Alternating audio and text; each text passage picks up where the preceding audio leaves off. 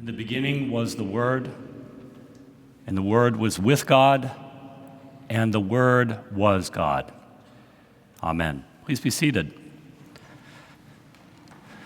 Well, Merry Christmas, everyone. Such a joyful and at the same time tranquil morning. A bit of a respite after the frenzy of the build-up to Christmas and all of the things that happen around this time. I see a few bleary eyes this morning. I know for some of us it feels like it's later in the day than 11 o'clock because this is the one day of the year, if you have kids, you know they're going to get up before you, and that means you're going to have to get up too. But now that Santa has arrived and the presents have been opened, we can take a breath and we can relax. We can let go of all those things that have come to define the season but are extraneous, and we can simply be with Jesus and be with each other in this beautiful cathedral church and to hear the story of Christmas. Now, if you ask any child this question, when was Jesus born, they will say, Jesus was born today on Christmas. But as we heard in the prologue to the Gospel according to John, that question is something of a trick question. This most philosophical of the Gospels tells us that Christ was in the beginning with God and was God, and that all reality came into being through Christ. Christ is constitutive of the eternal Godhead, the eternal Word, divine wisdom of one being with the Father. Incarnated on Christmas, yes. Foretold by the Baptists, true. And yet with the Creator existing from before time and beyond all time and space, and therefore able to redeem a fallen world, saving this broken humanity by becoming part of it on Christmas. John tells us he came to bring light and life into the world, and we have that light and that life this Christmas morning. So for John, Jesus' arrival is a cosmic event. It's an ontological event. The emptying of the divine God self and humbling of God, becoming human, just like us, just like you and me. This is what we celebrate, a birth that begins a narrative of salvation that leads from the Nativity today through Good Friday and to Easter resurrection, but that is all yet to come. Today we celebrate the birth of the promise, the earthly beginning of the sacrificial love of God for all humanity. Now, embedded in John's philosophical and almost poetic understanding that we read today is another understanding that is intrinsic to this story. And it is a more raw story. It's a more human story of Christmas, and it's embodied in the peculiar type of humanity that God selected. And that is what I want to talk about now. We all know the details of Christmas. We know them well from St. Luke and St. Matthew's Gospels. And their very familiarity can prevent us from hearing of what was then and is today for us a shocking story. So I'd like to visit this story again of the Nativity and the Holy Family to find its universal meaning for a world that sorely needs its message of light and life. Now, when we think of a family worthy of the King of Kings and the Lord of Lords, we think of royal dynasties, perhaps like the Tudors or the Windsors or the Bourbons. In Jesus' day, it was quite the same, and Jesus is even posited as of the lineage and the house of David, who was a king, which is why Mary and Joseph had to travel to Bethlehem that fateful starry night to be counted for the census. But, in fact, we are told that Mary was unmarried and was pregnant, and not by Joseph. And Joseph himself, by tradition, was not of an aristocratic class, but a working class, a carpenter. And we read that Joseph was humiliated by Mary's condition, but he was also a decent guy. He was planning to dismiss Mary quietly later. That is, until an angel came to him in a dream, a vision. So let's be clear about the Nativity story. When Mary and Joseph traveled to Bethlehem, it was as an unmarried, pregnant couple of limited financial means. And that is the real reason why they didn't find any room at the inn. So much for Joseph's kingly lineage. I want you to think about this. If the stigma of being an unwed mother is great now, just imagine what it was like for Mary and Joseph in their day. Mary was pregnant and on the verge of giving birth, yet so great was the shame that no one would let them stay under their roof, an unthinkable violation of ancient Near Eastern hospitality culture, let alone normal human decency. So the Holy Family was forced into a barn to give birth. And we've sanitized this part of the story too. We've prettified the reality with the warmth of the crèche scene and cuddly animals. You know, Luke uses the terms wrapped in swaddling clothes. That is Bible speak for rags.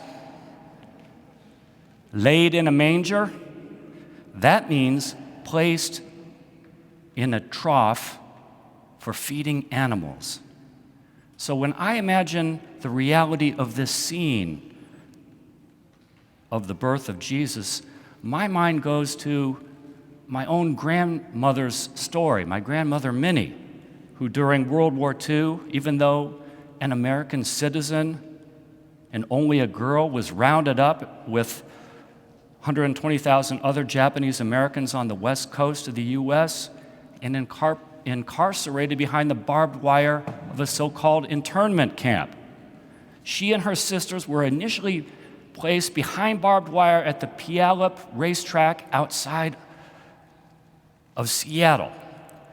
They were given bedding and told to stuff it with straw, and they were pointed at a horse stall and told, "This is going to be your home."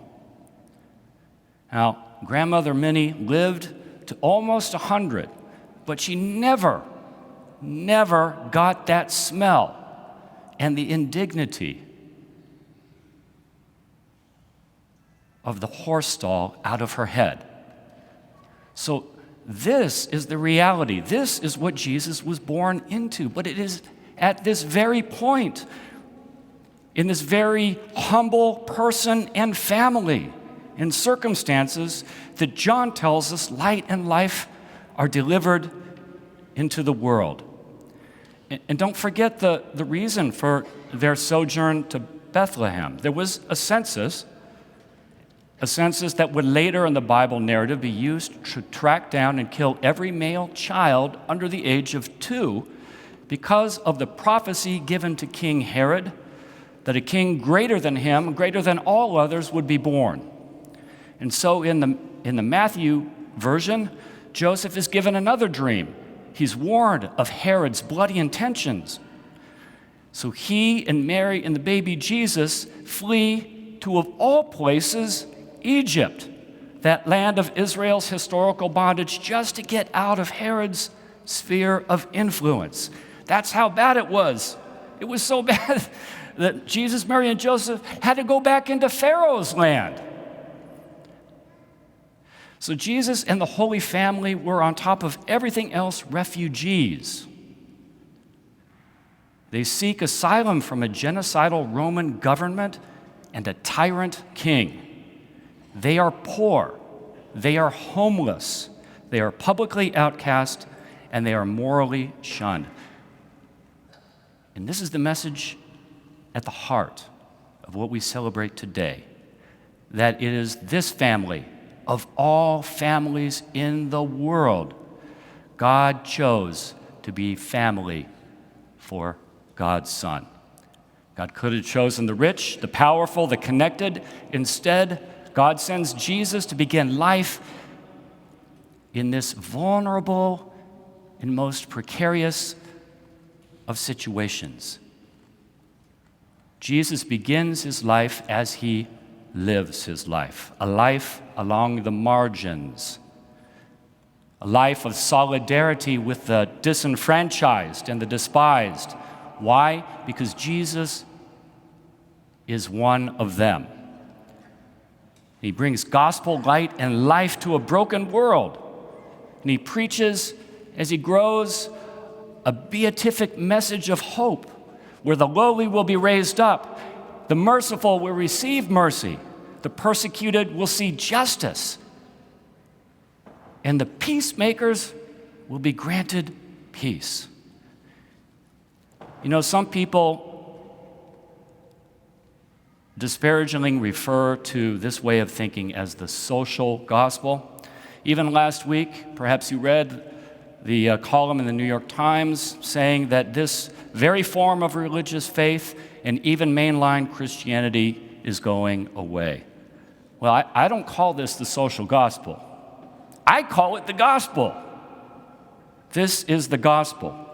And I do not think that Jesus' clarion call is on the wane. I think there is a whole world outside those Gabbardi doors that is hungering for the message of love and hope of Christmas. Love and hope actualized in service and in life to the least amongst us of the Christmas story. So this is the real reason and the real meaning of Christ's birth. It's the message preached here at Grace Cathedral every Sunday. And it is lived out every day here at Grace Cathedral in our numerous ministries and programs, especially here today with you at Grace. This beautiful sanctuary is an historical place. It is historical for a number of reasons. It's beautiful architecture, which draws the spirit up when you enter into this building, for the awe-inspiring stained glass that surrounds us and the other art, for the soul-stirring music that we enjoy as we raise our voices in thanksgiving. But most of all,